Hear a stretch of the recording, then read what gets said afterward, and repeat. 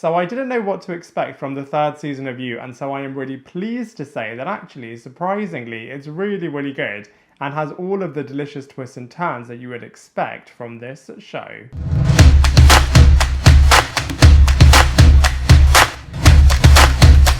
Hello everybody, and welcome back to my channel Lifestyle Critic. I hope you're having a brilliant day. So in this video we are going to be reviewing season 3 of You. Yes, that's right, the brilliant psychological thriller TV series is back, and they've done a really, really good job with this season as they've really reinvented everything and have continued everything from the end of the second season. So Joe is now married and has a child as well, but at the same time they have also retained the core fabric of this show, which makes this season really, really cool, and also is very Desperate Housewives inspired, as this time they are now in the suburbs, so you get to see all the craziness that happens with the Love and the Joe character. Obviously the second season was based in LA, and the first season, very iconically, was based in New York. So it's really nice that they've changed the location with each season, and this video is also going to have some spoilers, so if you haven't finished the third season of You, then definitely complete it and then come back to watch this video. Or if you don't mind things being spoiled, then definitely stay around, as we are going to be breaking down everything to do with the third season of You right now. So from a storyline point of view, I'd say the third season is kind of split into two halves. The first half is all to do with Joe's wandering eye with his neighbour, the Natalie Engler character, and all of the chaos that then ensues and dealing with this as a true couple. And the second half of this season is all to do with Joe's new infatuation with the Marianne character and all of the chaos and collision that this then results in with the Love character. I thought the first episode was actually really, really strong. They definitely set the scene really, really well in this new surroundings. They introduced all of the new characters really, really well. And of course, they had a really shocking ending. I mean, I understand why they did that, as obviously they wanted the first episode to really start with a bang and to really encourage everyone and motivate everyone to definitely binge the rest of the season. But it's just such a shame, as I did think that the Natalie Engler character was probably the best character out of all of the new ones in season 3, and obviously they killed her off so quickly. Like I said, I understand why they did this, but it is a little bit of a shame, as like I said, this character was so great. I did like how the preceding episodes after this then really partnered back up the Joe and the Love character. Of course, in the first episode, he wasn't really sure and didn't want to be with her, and obviously that came back towards the end of the season. But I did like how between episodes 2 to 5, you do really get to see the toxic partnership between Joe and the Love character. I also really liked how they went into couples counselling and how the therapist was really going back into their past and really unearthing the fact that they both suffer from abandonment issues and child trauma. And I did think all of those scenes, especially with Joe's narrative, was pretty hilarious as well. I also really thought that the first half of the season really did have the Love character being the one that's doing all of the murdering and the killing, but then as the series progressed, then you really got to see the Joe character really doing this again like he did in the first 2 seasons. I really like the diversity that they brought with the Marianne character, but I couldn't really get behind this character and Joe's sudden relationship. I mean, he was suddenly just so infatuated with her after the Natalie Engler character storyline was almost wrapped up. So whilst his actress was really, really great and the diversity was really, really great, I just couldn't get behind this sudden infatuation and the fact that this is now the new lead character for Joe's new sudden obsession. That being said, I absolutely loved the final few episodes, especially when they had the Sherry and Carrie character caged up and all of the twists and turns that were involved with that, with Theo then finding out the truth, and the brilliant final episode with the true showdown between Love and Joe. I feel like there wasn't that much going on in those few moments, but you could really feel the tension and the intensity in those moments, which I thought was absolutely brilliant. You really didn't know who was going to win, who was going to survive, who was going to kill the other person, which one of these characters are going to survive. Quite a few number of characters did end up surviving, which I thought was really, really surprising. And it really did show just how toxic the Love and Joe relationship really is, and how both of these characters are constantly blaming each other, also cheating on other people, fantasizing about other people, desperate and wanting to be the other person to be absolutely perfect, and also justifying the fact that they are absolutely murdering other characters, which I thought was absolutely crazy, but super interesting from a psychology point of view. And so from a storyline point of view overall, I have to say the third season was actually pretty decent. So for the most part, the cast and characters in the third season of You are actually so good, and they play all of their parts to perfection. So let's go through them one by one. So first up, of course, we have Penn Badgley returning as the Joe Goldberg character, and he is just so phenomenal as always. He definitely isn't tired of playing this character, and he just does it so well. His narrative across all of the episodes are so good. You're totally hooked onto them. It just adds so much new dynamism to the show. Some of them are actually pretty comedic, some of them are really intense. Seeing this character in the suburbs I think is absolutely brilliant. Seeing how on earth he's going to cope with the white picket fence type environment that he now finds himself in, trying to be a father, I think is so fascinating. Just seeing all of those dimensions with this character. Obviously he is himself suffering from so much trauma when he was a child, so he's trying not to impose all of that to his new son Henry, which I just think is super interesting. And obviously some things never change, as he still has a wandering eye, firstly for the Natalie character and then for the Marianne character. So I just feel like Penn Badgley is just such a good lead in this TV show. We then have his co-lead, Victoria Pedretti, returning as the Love Quinn character. And like I said, she's definitely elevated as a character, and almost in some scenes she is pretty much running the show, which is really great to see, as she is definitely advanced as a character as well, and is super fascinating. This time she is just so desperate to be the perfect wife, to be the perfect mother, and to also fit in her new surroundings as well. As the therapist brilliantly summarized, this character is always reacting, overreacting to her impulses, and always crosses the line as well. And I just feel like Victoria did such a good job in all of the emotional scenes, firstly to do with the Jo character, also to do with her mother. I feel like all of those sequences were absolutely brilliant as well.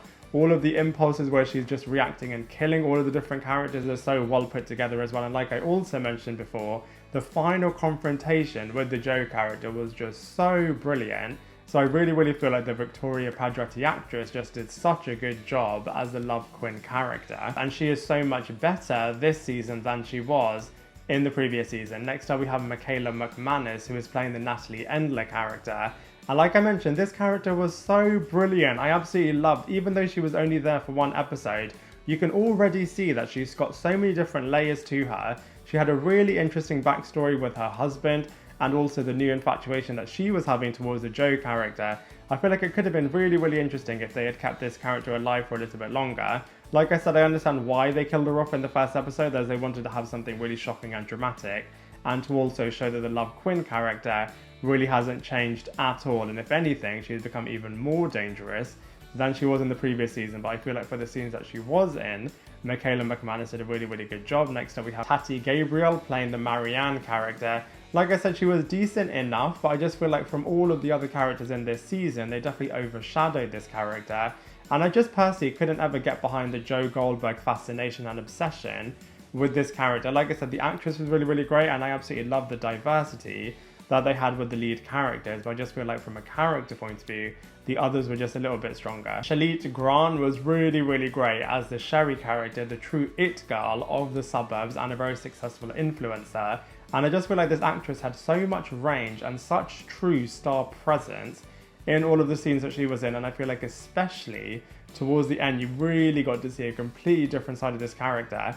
And I just thought it was so fascinating as well, as you can really see the primal instincts of humans when they will do anything and everything to try and survive, which like I said was absolutely fascinating. We also have her husband, played by Travis Van Winkle, playing the Carrie character, a real macho guy with a supposedly perfect life, at least from the outside perspective. And I think this character similarly really came into his own when he was trapped in the cage with his wife, also pretty desperate to survive, but acting and behaving in a very different way to his wife. We then have the Theo character, played by Dylan Arnold. I think he did a really good job in showing the lovesick fool who is just absolutely obsessed in his own little way with the Love Quinn character. And I feel like they could have done a little bit more with this character, but at least towards the end of this season, things got really intense for this character. We then have his father, Matthew Endler, played by Scott Speedman, who was just so determined to find out the truth about what happened to his wife, as he wasn't buying the reality that everyone was thinking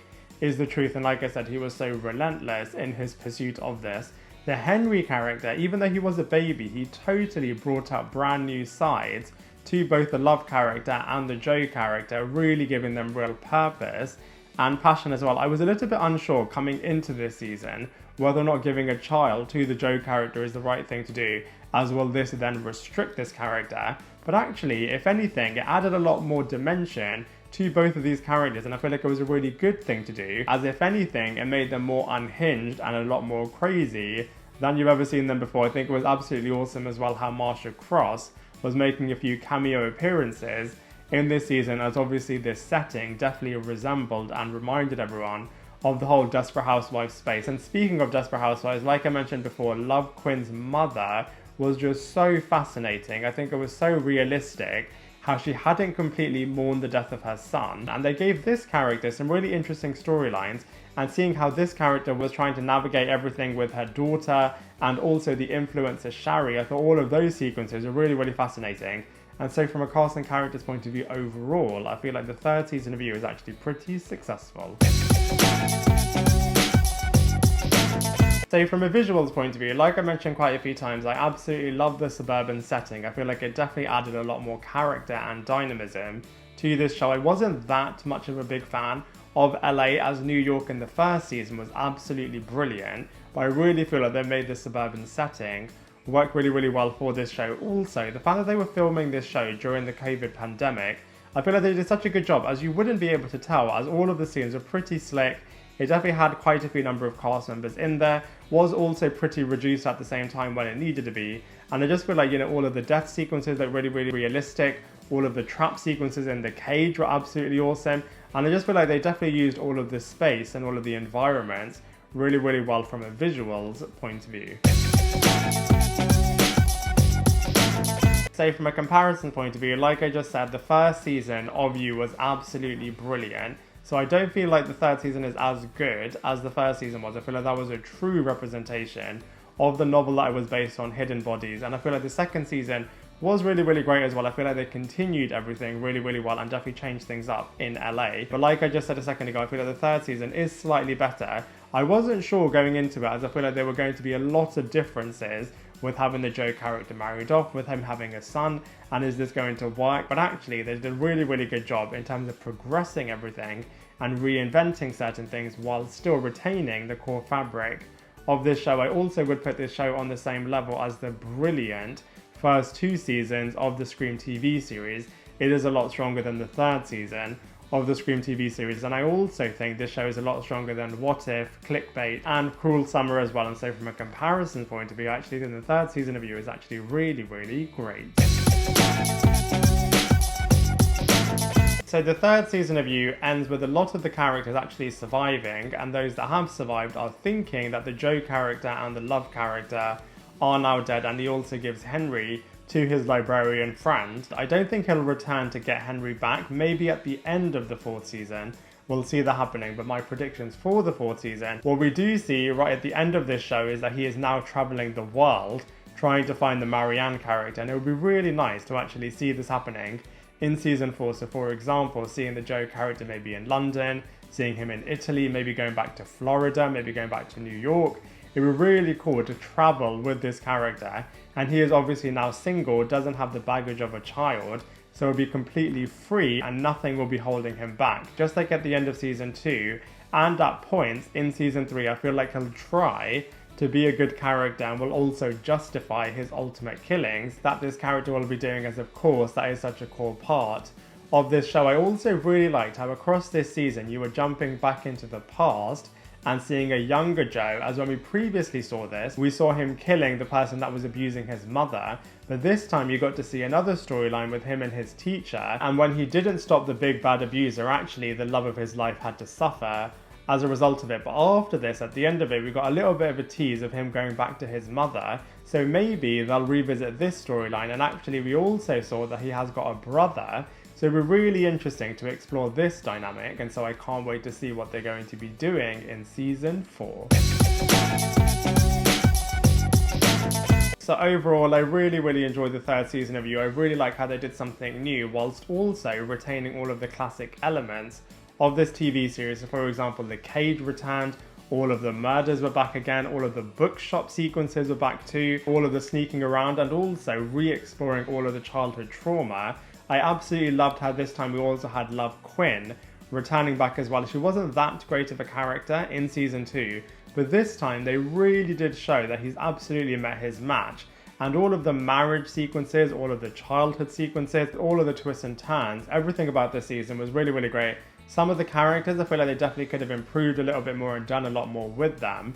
But that being said, I absolutely also love the narrative, the voice behind Joe Goldberg thinking was just so brilliantly done by Penn Badgley in this season. And also we got to see what was in the brain of the love character for a few episodes as well. So for all of those reasons, I'm going to give the third season of You a massive 8 out of 10. I'd love to hear from you, so please let me know in the comment section below. Otherwise, I look forward to seeing you in my next video.